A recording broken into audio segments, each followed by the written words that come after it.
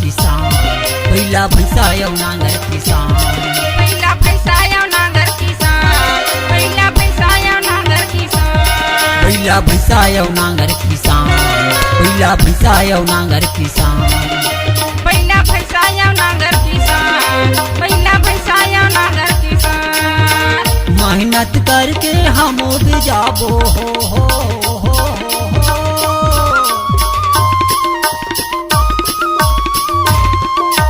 मेहनत करके हम उपजाबो कोदो कुटकी धान,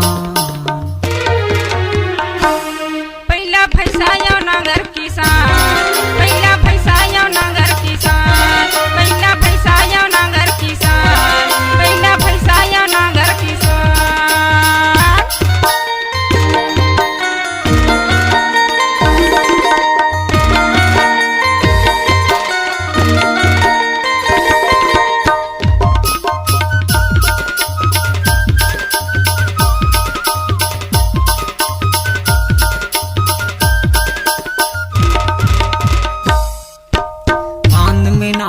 हाथे तू तारी खेती खार में जाता हो, खेती खार ते जाता सिगा, खेती खार ते जाता सिगा।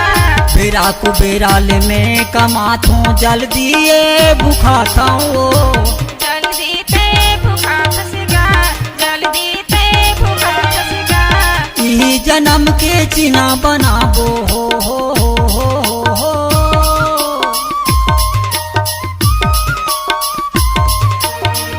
जन्म के चिन्ह बनाबो रखबो बड़े बहान, पहिला भैसा यौ नांगर किसान, पहिला भैसा यौ नांगर किसान, पहिला भैसा यौ नांगर किसान, पहिला भैसा यौ नांगर किसान।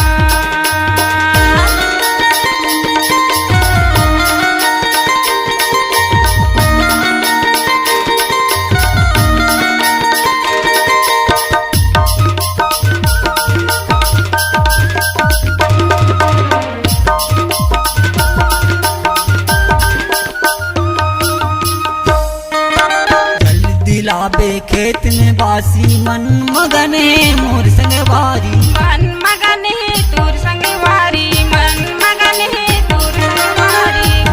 रिम झिम पानी बरसे में हर ओढ़े कमरा कुमरी, हर ओढ़े कमरा कुमरी, हर ओढ़े कमरा कुमरी। चूरी मिल के सबो कमाबो हो।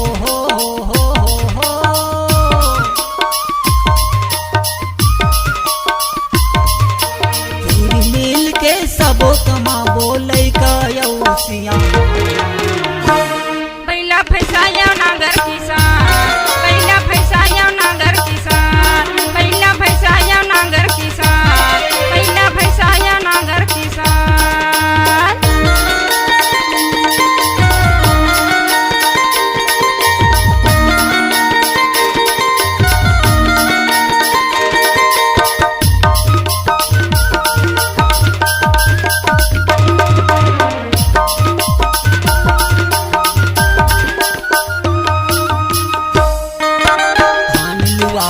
भारा बंधागे खरी में लाके गंजाते हो, खरी में लाके गंजाते गा, खरी में लाके गंजाते गा।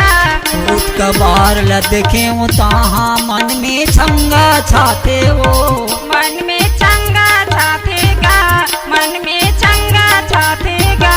तोर बर ले हूँ मैं वो गोरी हो।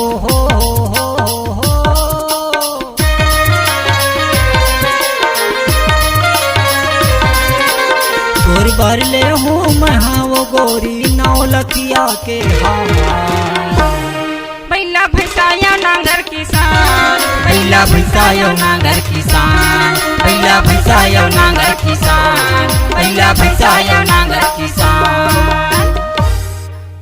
चले आए दोस्तों, अपने आवाज को नया आयाम देना चाहते हैं तो माँ Lakshmi multi track digital recording studio ग्राम खारा, मोबाइल नंबर 98936487 3